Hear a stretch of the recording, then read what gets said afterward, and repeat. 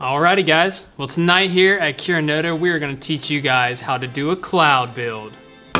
Alright, first off you guys are going to want to start with your 20 gauge Canthal that you can get at just about any vape store. Also you want to get some cotton bacon or like cotton candy, it doesn't really matter, it's kind of your own preference. And then you're going to want to get a nice little RDA to build your coils on. The one we are using tonight, we are using the purple Dead Rabbit.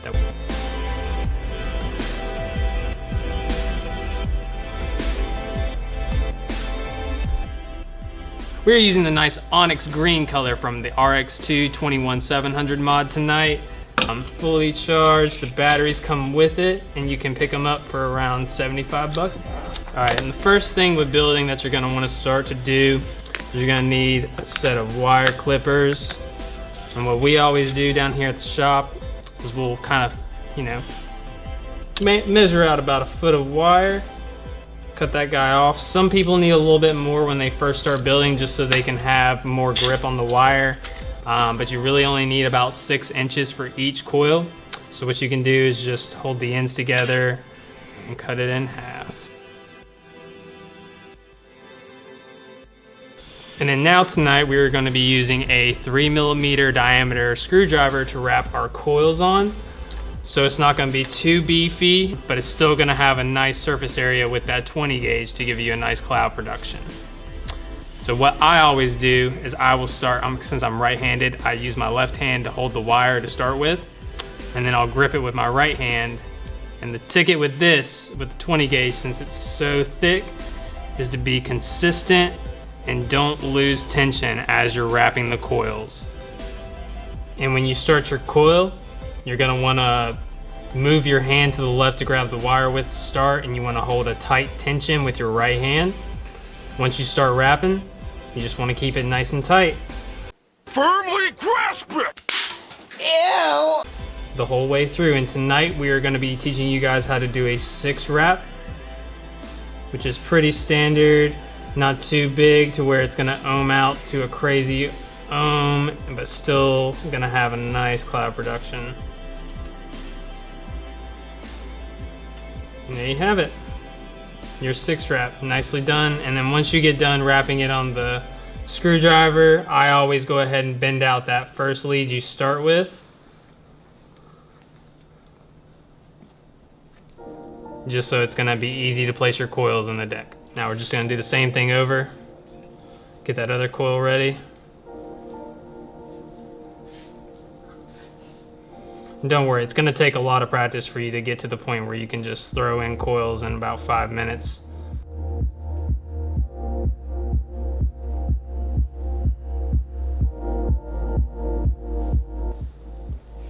And boom, now we've got the coils built. Now it's time to go ahead and snip them.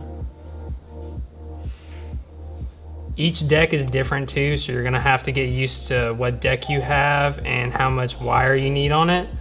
The Dead Rabbits are a very easy deck to build on, especially when you're first learning, because the way they're designed, you actually just drop your coils into place.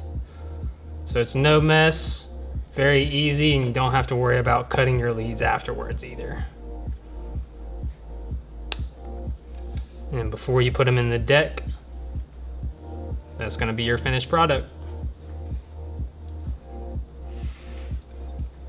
So now we're moving on to the next step. Now that you have your coils built and cut and everything, now it's time to just see how much wire you actually need for your leads. So like I said, with that Dead Rabbit deck, all it is it's just a raised postless deck. You're gonna just drop your coils into the gold and the silver contact. One of them's the positive, one of them's the negative.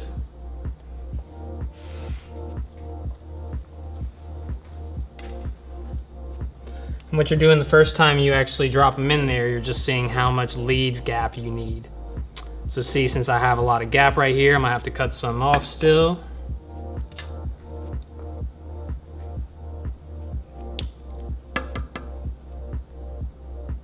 And one thing to be mindful of when you're building on your Dead Rabbit or anything that has a postless or a raised deck, you wanna kind of build your coils up a little bit above the build area, just to make sure it gets decent flavor and good airflow through that coil head, because if not, it'll burn it up.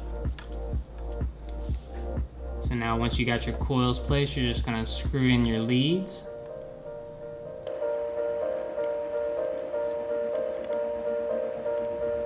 And then boom, roasted. Easy as that. And then after you get your coil in there, what you're gonna wanna do is stick your screwdriver back through there. This is the easiest way to get your coil re-centered because it's gonna have a little bit of movement after you screw them down. But once you get in there and you wiggle them up above the deck and slot them right in the center, that's all you gotta do. Now we're just gonna do the same process with that other coil.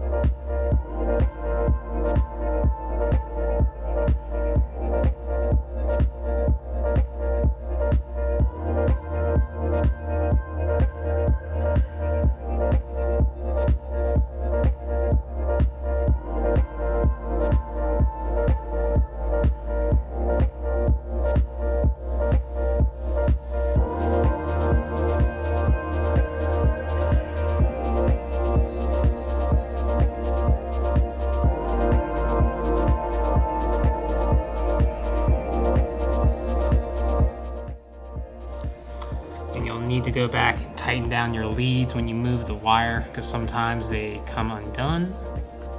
So just make sure you go back and tighten everything down once you get everything in place.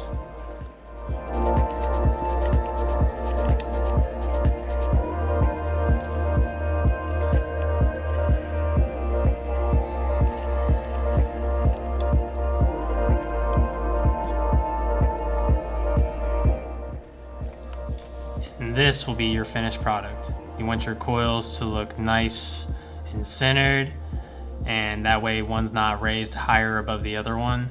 And now it's time to get it firing. We'll see what it looks like.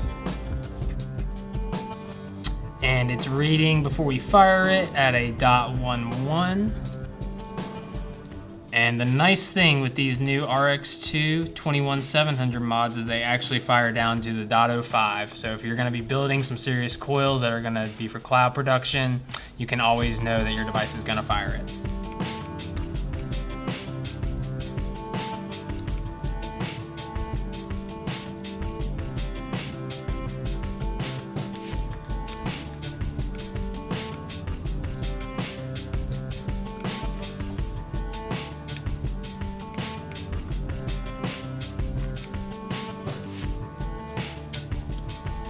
And as they are heating, what I'm also gonna do is whenever the coils are heated up, they're a little bit more malleable, so I'm gonna make sure that I get them placed perfectly in the deck. Some people are a little bit more OCD about their coil building. I, for one, have always been very OCD on coil placing and stuff because I highly believe that if you have a very nicely put together mod, it'll always fire nicely for you and you won't have any issues down the road.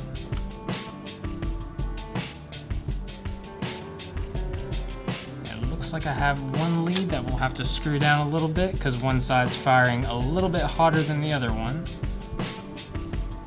Squeeze them together.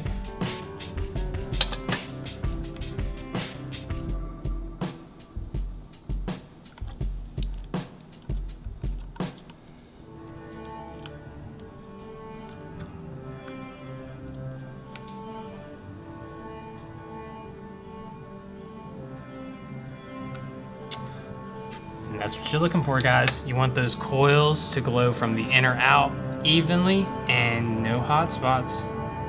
And now it's time for us to get to work on our cotton wicking. Okay. All right, so we're using some of our favorite wick that we have available at the shop. It's a brand called Cotton Bacon.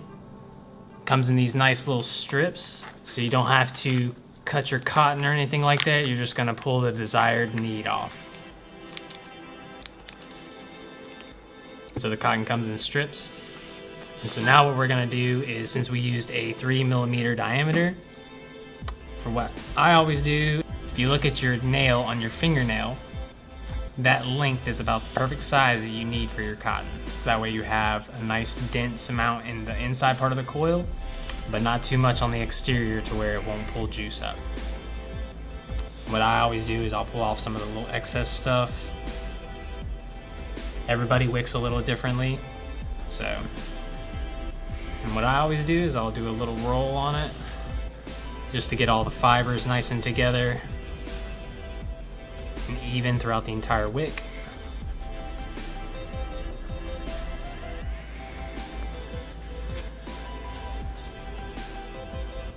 You want it to look like this, and then what I always do at the end to make it easy to throw it in that coil and everything is if you twist up that end nice and tight, you can even put a little dab on your fingers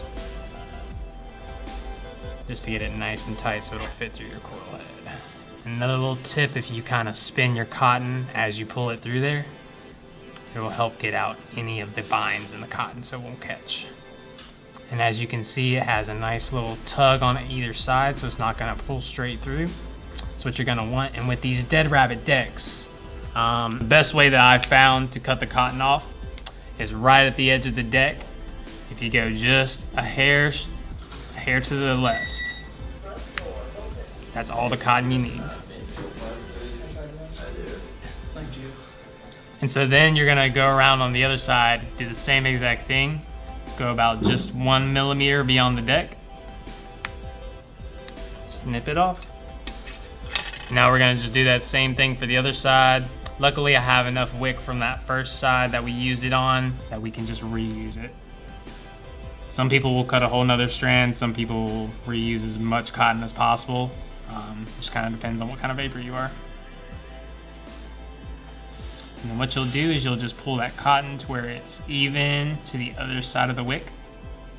As you can see, it's flush on this side. And now what we're gonna do is cut it flush on the other side. All right. Now we get to the fun part. A lot of people will not fluff their ends of their cotton and anything. And so what this is gonna do is it's gonna actually help fluff out the ends of it to suck more juice to the actual wick, so that way you don't have a problem with it not wicking correctly. The easiest tool that I've found to use it with, you can either use a flathead screwdriver, like this guy, or you can even use, if you have a set of, tweezers or stuff like that that come in a build kit, you can also use these too. I like to use the screwdriver, but everybody kind of varies. This is the way I learned, so this is still the way I do it to this day. What you'll do is you'll just run that flathead through that cotton, and as you can see, I'm using my finger as almost like a board for it to push off against, so it's gonna pull out any of that excess that it does not need. What you'll do is you'll just run your fingers across it, pull it out,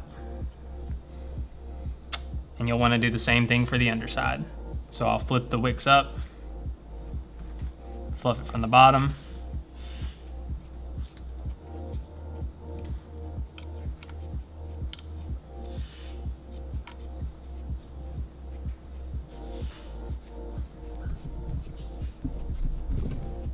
and now we've got one side nice and fluffed, ready to be wicked into the channel. We're just gonna do the same thing on the other side.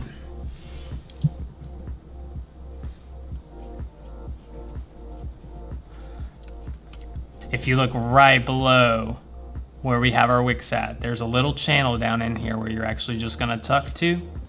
And what I do is I'll separate them out, take the screwdriver and run it through it so that way I can see both sides of the wick. Just like that. And then all you do is just drop it.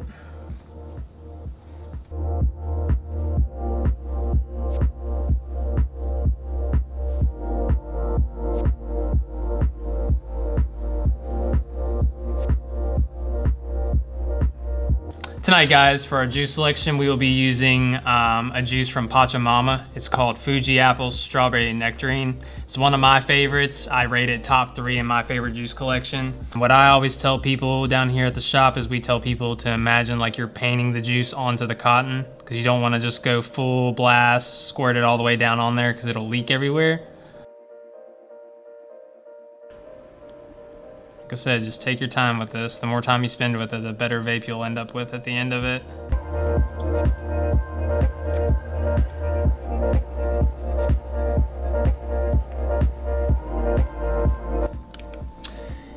only got it at 60 watts right now.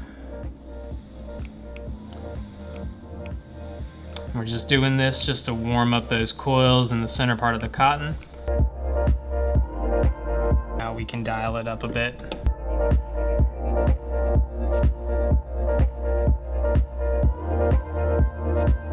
Thinking we'll take the first rip at around 80 watts.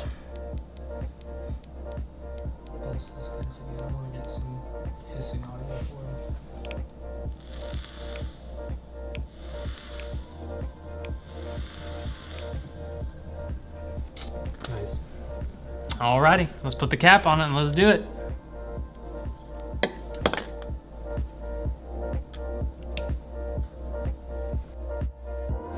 Alrighty guys, and now that we've just built our Dead Rabbit build for clouds and everything, it's time to give it a rip.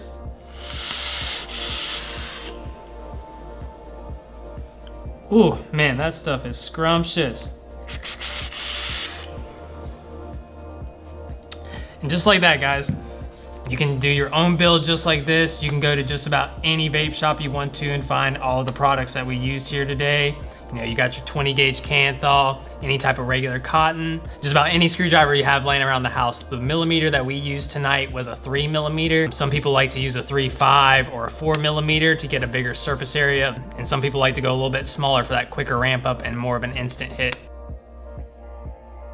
Boom, roasted. Boom, roasted. Oh my God.